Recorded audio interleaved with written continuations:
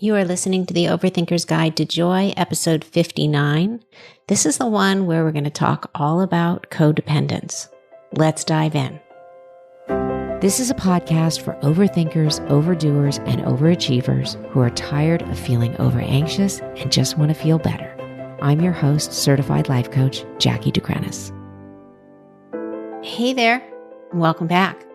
So, in between coaching and podcasting and writing, I listen to a lot of podcasts and I read a lot about the human condition and psychology and patterns of behavior. And over the past few weeks, the subject of codependence has come up a lot. So I first became aware of the word codependence through mutual friends who were either children of alcoholics or were married to alcoholics or who were somehow involved with somebody who was struggling with an addiction. But years later, I came to appreciate, while the codependence term might have been rooted in addiction and relationships that are connected to addicts, I have since come to understand that codependence is a very broad term and actually relates to a lot of different dynamics and circumstances. So Melanie Beattie wrote one of the most seminal books on codependence called Codependent No More. Her book has sold more than 5 million copies and has just been re-released for its 35th anniversary edition. And Beattie explains that when she first started studying the subject and identifying as somebody with codependency issues in the 1970s, she started collecting stories of people that she had both helped and whom had helped her in various 12-step programs. And what I've learned in reading her book, but also in just studying the subject, codependence shows up a lot with adult children of alcoholics, but it can show up for anyone who has suffered through an unpredictable childhood.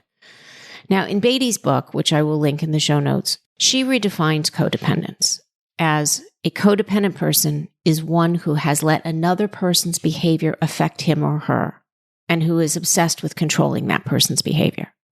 Now, I see a lot of clients suffering from codependence in their relationships with their parents, their spouses, and their kids. But codependence can also show up in friendships too. It can show up in the workplace. Codependence is a condition in which our happiness or sadness is dependent on another person's actions.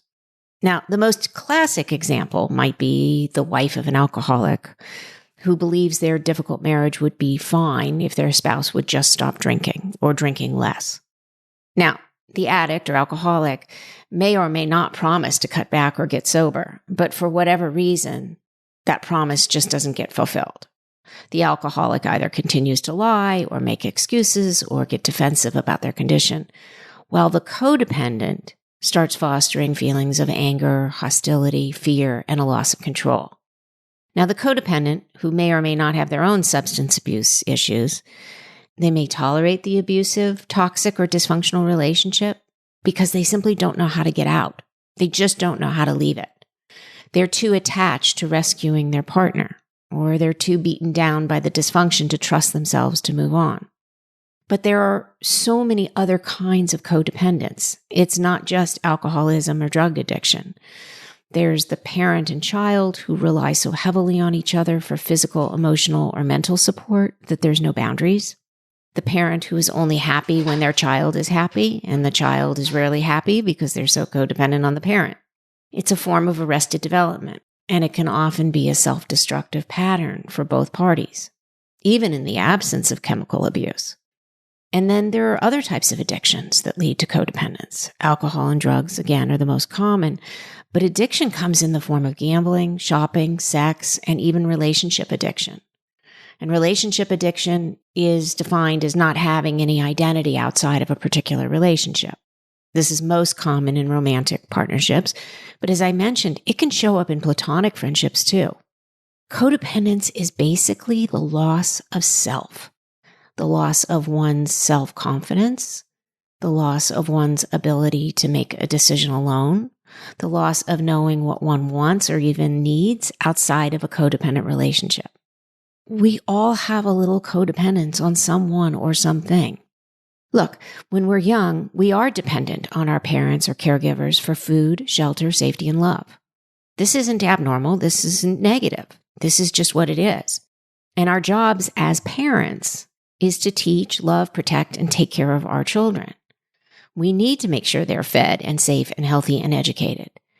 But in success, we should be also teaching them independence.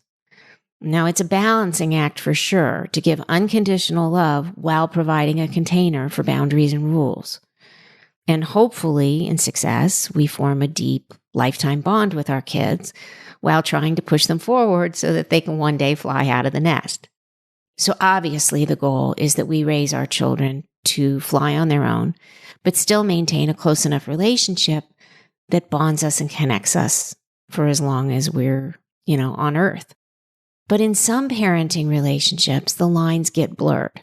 Children don't learn to stand on their own 2 feet, and this is very common with financial dependence. But it can also show up when they don't leave the nest physically. They just choose to live at home forever. Or they never learn to self-soothe. That is, they don't know how to be emotionally independent. Every crisis, they run to mom or dad. So where does this codependence habit come from? Why are we drawn to certain dynamics or relationships that make us codependent on others? Well, usually it's something in someone's past that has led them to develop codependence as a modus operandi or a coping device. And as I've mentioned earlier, it may have been from being the child of an addict, or it may have come from some other kind of childhood disruption, like a volatile divorce, or a tragedy like the death of a parent, or financial hardship, or an abusive upbringing with or without chemical dependency that led the child to feel unsafe. So then, as an adult, codependency is something that we bring forward into our adult relationships. But codependency is the false promise that if you're needed, then the person who depends on you won't ever leave you or hurt you. But this line of thinking is simply flawed. It's taking an internal wound and not addressing it. It's consciously or unconsciously trying to heal those wounds by having someone else fill them up or hoping that someone else fills them up. But you must love yourself first, or need to learn how to love yourself first. And this is particularly difficult if you were told that you were unlovable, or treated poorly, or someone broke your heart, or someone abandoned you. This is likely where your codependence was born. And codependence perpetuates the cycle of feeling unworthy, because that person that you are codependent on or with is likely to be a damaged person too. And you can't control their actions. Their actions have nothing to do with you. Not their drinking, not their shopping habits, not their sex habits, nothing. That is their story. And even if they say it has something to do with you, it doesn't. And even if you think it has something to do with you, it doesn't. And even if you think you can rescue them, you can't. But the thought is, the false thinking is that you think you can rescue them. And then in turn, you think they might rescue you. But only you can rescue you.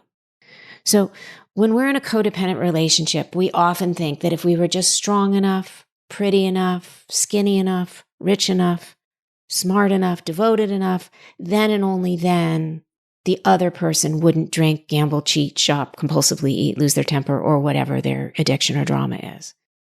And I see this so often in my practice. Mothers whose adult children are overly reliant on them because as much as it drives them crazy, it also meets a deep-seated need to be needed. Or women who are codependent with their spouses. Spouses who maybe are narcissists or so demanding of perfection in everything from the appearance of their home to the way their children act and speak. And it's all about control for the domineering male, and then the wife chooses to tolerate it. I knew a woman who suffered from a whole host of mystery maladies like fibromyalgia and Epstein-Barr, anxiety, depression, chronic fatigue syndrome, all because she was married to a narcissist. But she wouldn't leave because she convinced herself that it was in the best interest of the kids to stay. And even though they all suffered from chronic anxiety and depression too, she stayed in the marriage and suffered in silence. And I myself have suffered from codependence in many of my past relationships. Something I needed or wanted from that relationship or those relationships kept coming back and permitted me to tolerate bad behavior. because something about those relationships made me feel safe at the time. It was a fallacy because it didn't make me feel safe. It perpetuated the cycle of uncertainty and not feeling good enough and then tolerating bad behavior. It wasn't until much later that I realized I was perpetuating the pattern myself by tolerating a codependent relationship. So in Melanie Beattie's book, she talks about the importance of learning detachment. And she's very clear to distinguish what detachment isn't. Detachment is not being cold or withdrawn, resigned, robotic, Pollyannish, or shirking our responsibilities. Detachment is releasing. It is based on the premise that everyone is responsible for themselves. Detachment is about accepting the reality, but taking responsibility for ourselves and then letting others do the same. It's about setting yourself free from the burden of worry and control and just letting things happen. And again, we're not talking about that with small children, right? Where you're responsible financially and legally and emotionally, ethically, all the things. We're talking about this in adult relationships, not creating codependence as a pattern as an adult. And the first step to breaking a cycle of codependence is acknowledgement or admission that this might be something you're suffering from. Perhaps you're listening to this episode today because on some level, the subject matter resonated with you. Well, the second step is education, whether it's a book, a program, or a counselor. You might start with reading Melanie Beattie's book, Codependent No More, or you might need a support system, whether it's a 12-step program like CODA, which stands for Codependence Anonymous, or Al-Anon, the support group for those people who have loved ones who are addicts, or it might be a therapist or a coach. The third step is self-love and self-care. This is the foundation of all healthy new beginnings. Whether you want to start a new relationship or leave a toxic one, whether you want to lose weight or get healthy, whether you want to make more money or just find peace in your life. Self-love and self-care is where it all starts. So look, codependence can take many forms, and it can be very difficult to unwind or unpack, or even admit. And it may have many tentacles in your life, and you may not even realize it because you might have been like me and had a very narrow definition of it. But if you suspect that you're suffering from excessive worry about others and a feeling of chronic self-doubt or over-reliance on others, then this might be something you want to explore too. This wonderful book, Codependence No More, was a lightning rod for me in understanding so many behavioral patterns in my life and so many people that I know and love too. All right, friends, I hope you have a great week, and I hope that this episode provided a little bit of insight into maybe you or someone you know who's suffering with codependent issues. And if you would like, you can certainly pass it on to others or recommend the book, or like I said, reach out to a professional if you think you're struggling and need some outside assistance. In the meantime, I look forward to talking to you next time, and I hope you have a great week. Thank you for listening to this episode of the Overthinker's Guide to Joy.